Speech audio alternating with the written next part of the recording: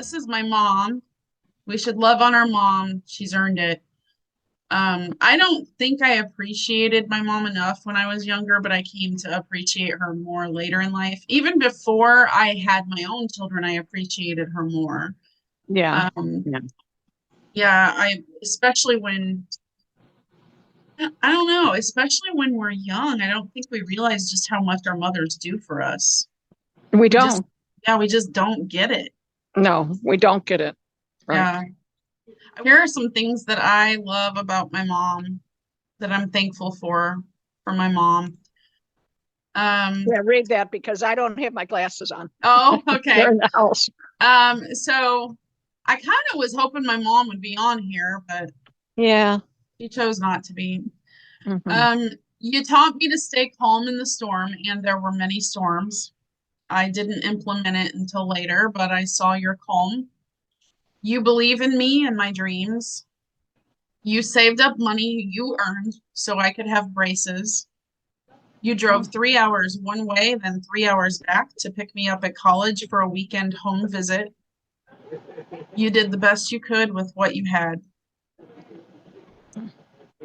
So that's what it's just, 5 things that my mom did for me, but it's really so much more. Hmm. So, to honor women, I'd like to share a few stories of exceptional women. The first few stories I will read from a book, and then I'll read another from an article. But the last story will be a portion of a YouTube video we'll watch. So that'll be fun. So these are the exceptional women. Um, First, I'd like to read a little bit about the African American women inventors. Um, this was a part of the book, just like one of the sidebars in the book, and I just found it really interesting, so I wanted to share it. It really would, I guess it would just apply to this last lady, this Marie Van Brittan Brown. She was an African American. It says an amazing number of African American women have made invaluable contributions to medicine, science, and technology, but often little is known about them apart from their inventions. This is partly, of course, because of the prevailing social attitudes before and after the abolition of slavery, but also because women were often prevented from patenting their inventions due to their gender. Before 1865, slaves were also prohibited from registering patents, and in the event that an enslaved person invented something, the patent was awarded instead to the slave owner. After the end of the American Civil War, African American inventors finally had the right to be granted patents. But African American women, in common with white women, still did not always receive the credit for their work, and male family members were granted the patent instead. It's difficult, therefore, to know how many there actually were, and undoubtedly many have disappeared into the mists of time, uncredited for their ideas. It's really unfortunate. So, this first lady, Marion Donovan. Invention ran in the family of Marion Donovan. She lived 1917 through 1998, her father and uncle having invented a successful industrial lathe. Born in Fort Wayne, Indiana, that's interesting. That's my old Yeah, you're stomping not gonna ground. woods. Yeah. Yeah. As a child, she spent time at her father's manufacturing plant. She graduated in 1939 from Rosemont College in Pennsylvania with a degree in English before being awarded a master's degree in architecture from Yale, one of only 3 women on her course. She went into journalism, editing both Harper's Bazaar and Vogue magazines, but gave it all up to stay home and look after her 2 children from her 2 marriages. By the time World War II came to an end, Marion, then living in Connecticut, had washed perhaps one diaper too many. Also tired of washing soiled bedding and clothing, she resolved to design a diaper cover that would keep her baby and the things around it dry. She took an old shower curtain and, seated at her sewing machine, created a waterproof cover that would fit over her child's diaper. There were already rubber baby pants that were designed to perform the same function, but they caused diaper rash and could pinch the skin of the child wearing them. Marion's cover was comfortable and did not cause a rash. She made slight improvements, replacing the dangerous safety pins that were normally used on diapers with snap fasteners, and when it was finished, christened it the Boater because she thought it looked like a boat.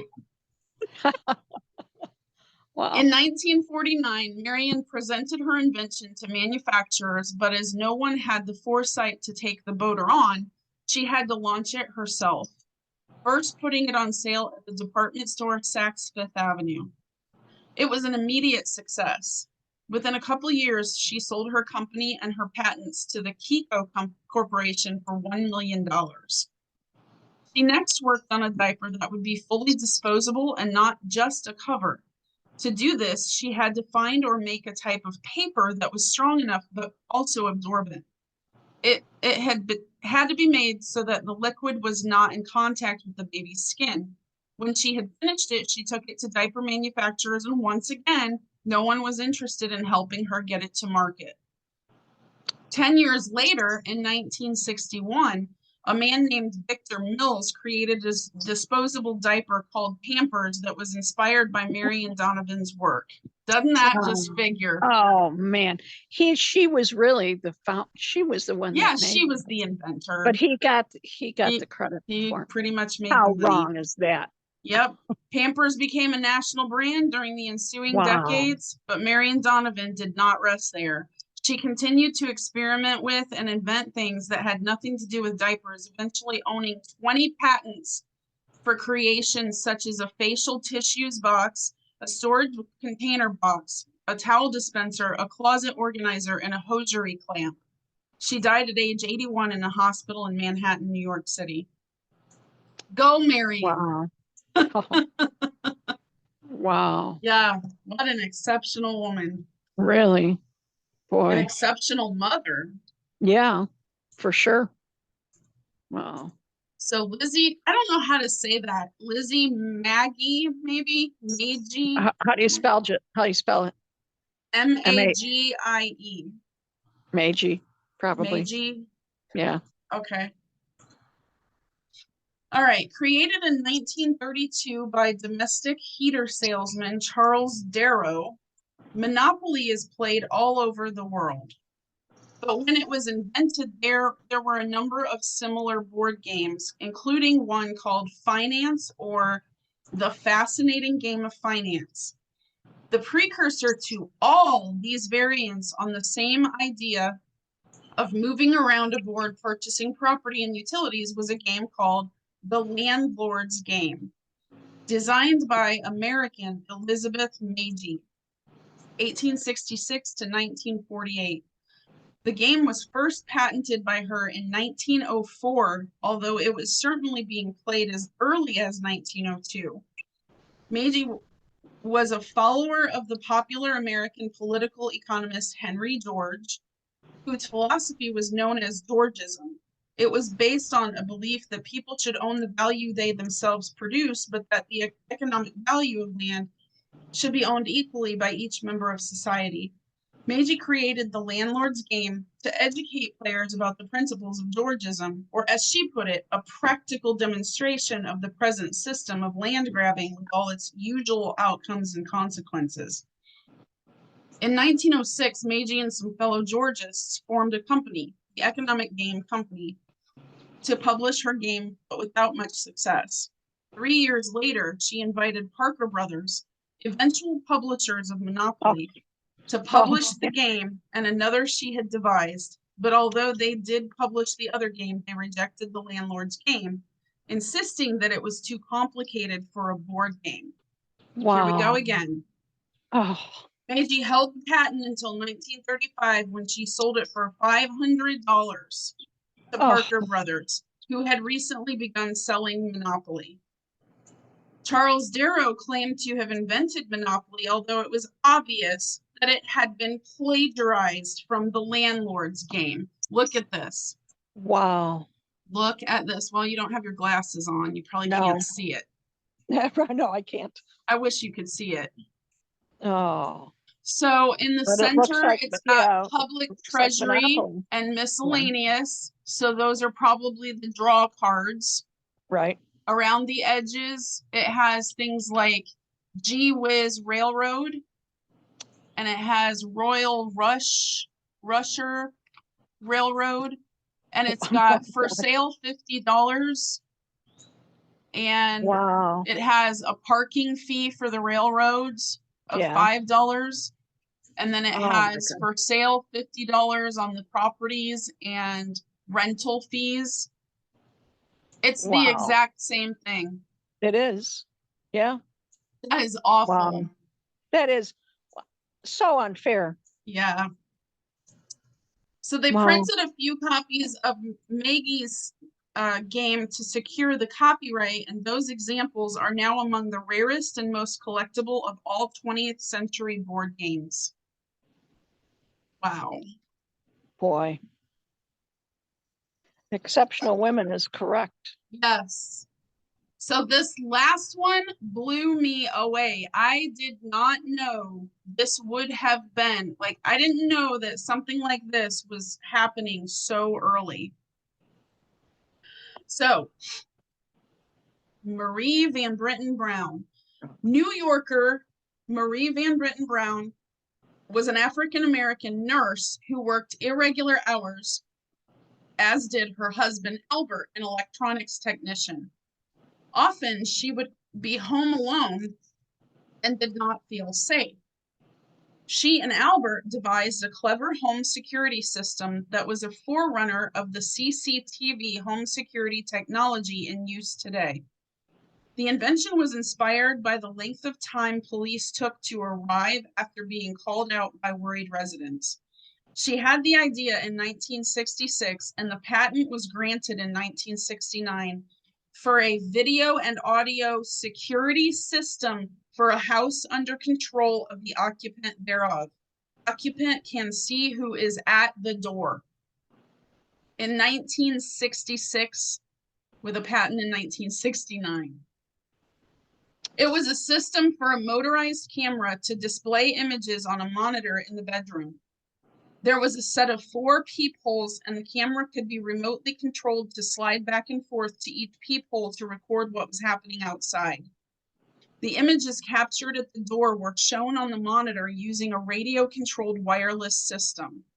Furthermore, she could unlock any door remotely. The system could show the viewer inside who was at the door, and using a 2-way microphone, it could be interviewed as they were standing there. An additional feature was a button that could be pressed if the viewer was unhappy about the person presenting themselves at the door. This sent an alarm to a security firm, a member of a neighborhood watch group, or even a neighbor. If the person was to be allowed access to the house, another button was pressed to unlock the door. There is no record as to whether Marie's system ever was produced or whether she and her husband actually made any money from it, but they laid the foundations for a home security industry that will soon be worth $1.5 billion. Wow. Oh, here's another one. In the mid-1960s, wow, they already had cameras and had the ability to hear the person at the door. Like the Ring doorbell. That is crazy. 1960s. Wow. I had no idea. Blew my mind. Yeah. We have the Ring doorbell here. Yeah. It's nice. And now there are so many of them. Like, oh yeah, so many different companies making something similar. Yeah. Wow. Yeah, I was blown away. Here these ladies did all this work, and what do they get credit for? Nothing. Yep, nothing. All right, so next we've got a couple more inspiring stories. So this one is it was an article. It's called Open House. We lived in the Bronx, all 7 of us kids and my single mom. It was mid-January and a huge snowstorm hit. The snow was so thick, the highways came to a complete stop. We lived a half a block from the highway. The darkness of night was approaching. There were several cars stuck with people and their families and or pets inside. Mom stood up and said to my brother, I will open my house to the stranded people on the highway. She said, please go and invite them to our house. We had 13 families come. Our living room was covered in sleeping bags, blankets, and pillows.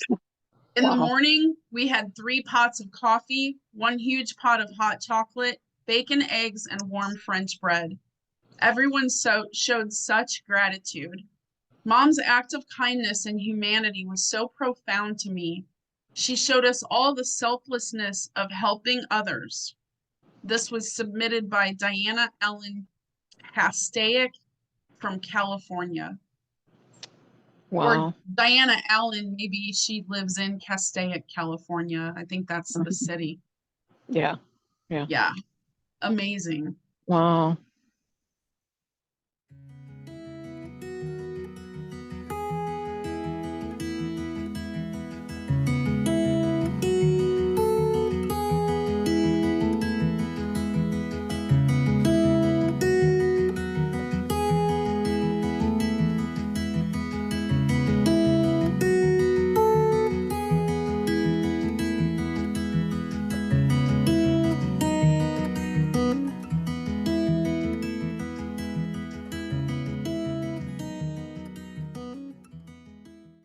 You are powerful. Don't let anyone tell you differently. We women have power regardless of what the world says.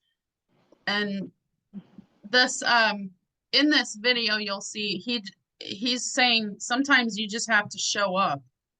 My husband runs into this constantly in his business. He has customer after customer say to him, they had another contractor, but they never showed up. Oh, We just need to show up. Like, just show up for our family, show for up. our children, Right. and for our friends. I mean, it's not a very difficult thing to do. Just show up. Yeah, show up. Yeah. Many times people just want your attention.